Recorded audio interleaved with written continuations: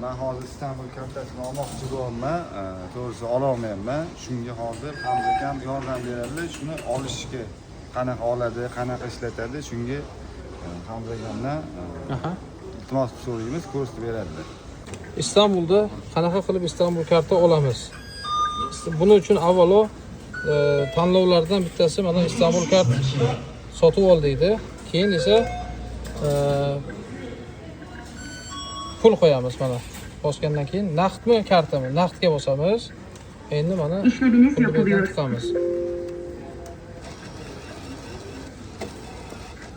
İşleminiz yapılıyor. Yana bir Lütfen koyalım. bekleyiniz.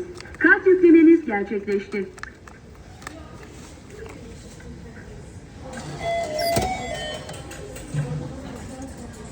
İçida 15 35 lira puli bo'ladi.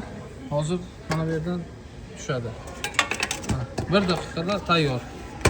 Buni olamiz. Endi chek kerak emas. Qo'yamiz yana. İşleminiz yapılıyor. Lütfen.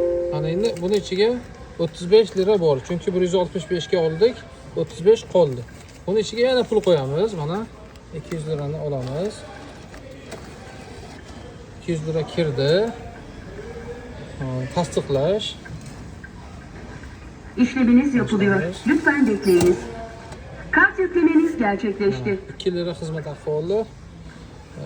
200 lirani İşleminiz o'tkazib berdi. yapılıyor. Lütfen. Mana aka, kartangiz tayyor. Rahmat katta. Endi ishlatsak İşleminiz bo'ladi. yapılıyor. Kimlarga qiziq Lütfen bo'lsa, mana shu bekleyiniz. video sizlarga ham Kart yüklemeniz manfaatli gerçekleşti. bo'ladigan umiddaman.